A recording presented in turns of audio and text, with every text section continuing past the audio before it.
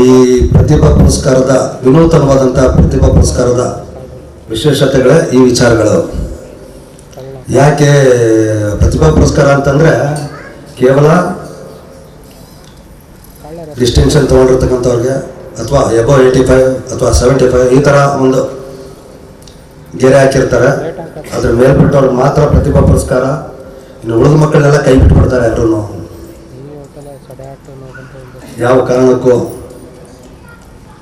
ನಮ್ಮ ಸಮುದಾಯ ಬಹಳ ಚಿಕ್ಕದಿರುತ್ತದೆ. ನಮ್ಮೆಲ್ಲ ಜನಸಂಖ್ಯೆ ಬಹಳ ಕಡಿಮೆ ಇದ್ದೀವಿ. ಅದರೊಳಗೆ ಓದ್ತಾ ಇರೋ ಮಕ್ಕಳ ಸಂಖ್ಯೆನೂ ಅಷ್ಟೇ ಕಡಿಮೆ ಇರುತ್ತೆ.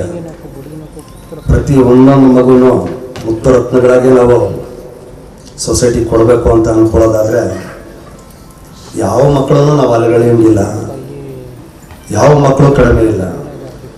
ಪ್ರತಿಯೊಬ್ಬರೂ ಜೋಪಾನ ಮಾಡಬೇಕು. ಆ ಹೊಣೆಗಾರಿಕೆ ನಮ್ಮೆಲ್ಲರೂ ಮೇಲೆ ಇರ್ತದೆ. ನಮ್ಮ ಮಕ್ಕಳೇ ಇನ್ನು ಮುಂದಕ್ಕೆ ನಮ್ಮ ಸಮುದಾಯದ ರಥ ಎಳೆಯುವಂಥ ಸಾರಥಿಗಳು. ಇದನ್ನು ಮನಗೊಂಡು ಪ್ರತಿಯೊಬ್ಬರು ಮಕ್ಕಳನ್ನ ಜೋಪಾನ ಮಾಡಿ ಅಂತ ಈ ವೇದಿಕೆಯಲ್ಲಿ ಕೇಳ್ಕೊಳ್ತಾ ಇದ್ದೀನಿ. ಎಲ್ಲರಿಗೂ ತಿಳಿಸ್ತಾ ಇದ್ದೀವಿ. ಹಾಗೆ ಸರ್ವನಾಶನದ ಕಡೆ ಅಂಚಿನಲ್ಲಿರ್ತಕ್ಕಂಥ ನಮ್ಮ ಸಮುದಾಯವನ್ನು ಪುನಶ್ಚೇತನಗೊಳಿಸಲು ಹಾಗೂ ಸದೃಢವಾಗಿ ಕಟ್ಟಲು, ನಮ್ಮ ಒಗ್ಗಟ್ಟು ಶಾಶ್ವತವಾಗಿ ಇರಲು ನಮ್ಮ ಭವಿಷ್ಯದ ಮಕ್ಕಳಿಂದ ಸಾಧ್ಯ. ನಮ್ಮ ಭವಿಷ್ಯದ ಮಕ್ಕಳಿಂದ ಮಾತ್ರ ಸಾಧ್ಯ.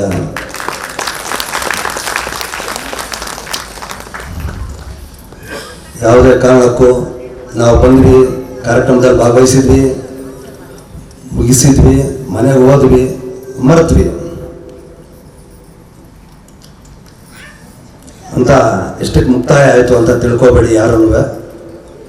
ನೀವಿಷ್ಟು ಜನ ನಮ್ಮ ಜೊತೆಗೂಡಿ ನಡೆದ್ರೆ ಏನು ಬೇಕಾದ್ರೂ ಸಾಧನೆ ಮಾಡೋದಕ್ಕೆ ಅವಕಾಶ ಆಗ್ತದೆ.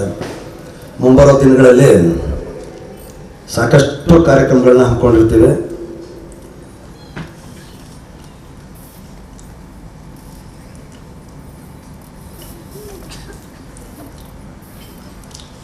ಉದಾಹರಣೆಗೆ ಒಬ್ಬ ವ್ಯಕ್ತಿ 100 kg ತೂಕನ ಹೊತ್ಕೊಂಡು ಹೋಗ್ತಿರ್ತಾನೆ. ಇನ್ನೊಬ್ಬ ಅವನ ಸಹಾಯಕ್ಕೆ ಹೋದರೆ ಅವನಿಗೆ ಅರ್ಧ ಭಾರ ಕಡಿಮೆ ಆಗತ್ತೆ. ಇನ್ನೊಬ್ಬ ಅವನ ಸಹಾಯಕ್ಕೆ ಹೋದರೆ 2 ಭಾಗದಷ್ಟು ಭಾರ ಕಡಿಮೆ ಆಗುತ್ತೆ. ಒಂದು ವೇಳೆ 9 ಜನ ಒಂದು ಸಹಾಯಕ್ಕೆ ಹೋಗ್ಬಿಟ್ರು ಅಂತ ಅಂದ್ಕೊಳ್ಳಿ, ತಲಾ 10 kg ಚೀಲ ಕೈಲಿ ಹಿಡ್ಕೊಂಡು ಹೋಗ್ತಾರೆ.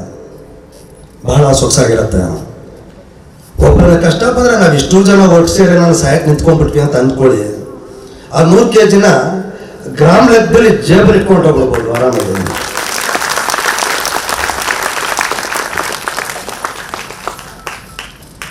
ಕಷ್ಟನೇ ಇರಲ್ಲ ನಮ್ಮ ಸಮುದಾಯದ ಜನಕ್ಕೆ. ಬಡವರೇ ಇರಲ್ಲ ನಮ್ಮ ಸಮುದಾಯದಲ್ಲಿ. ಯಾರೋ ಬಡವರೇ ಇರಲ್ಲ. ನಾವೆಲ್ಲರೂ ಶ್ರೀಮಂತರಿದ್ದೀವಿ. ಅದನ್ನು ಬಳಸ್ಕೊಳ್ಳೋಕಷ್ಟೇ ನಮಗೆ ಗೊತ್ತಿಲ್ಲ.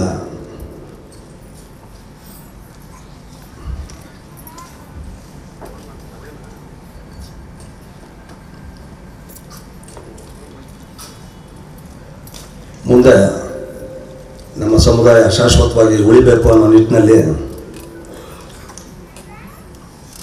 ಜಾಗೃತ ಸಮಾಜ ಎಂಬ ಶೀರ್ಷಿಕೆ ಅಡಿಯಲ್ಲಿ ನಿಮ್ಮೆಲ್ಲರಿಗೂ ತಿಳಿಸೋದೇನೆಂದರೆ, ಕೊರಚ ಜಾತಿಯ ಮೂಲದಿಂದಲೂ ನೀವೆಲ್ಲರೂ ಪುಸ್ತಕ ಬರೆಯುವುದು, ಕತೆ ಬರೆಯುವುದು, ಹಾಡು ಬರೆಯುವುದು, ಕವನ ಬರೆಯುವುದು, ಡಾಕ್ಯುಮೆಂಟ್ರಿ ಮಾಡುವುದು, ಹೀಗೆ ಇನ್ನು ಹಲವಾರು ಬಗೆಯಲ್ಲಿ ನಮ್ಮ ಜನಾಂಗದ ಎಲ್ಲ ಆಗುಹೋಗುಗಳನ್ನು, ನೋವು ನಲಿವುಗಳನ್ನು ಓದುಗರ ಮನ ಮುಟ್ಟುವಂತೆ ಬರೆಯಬೇಕು.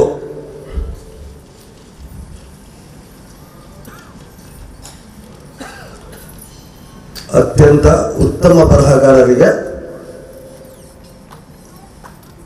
ಮೊದಲನೇ ಬಹುಮಾನ 1 ಲಕ್ಷ ರೂಪಾಯಿಗಳು.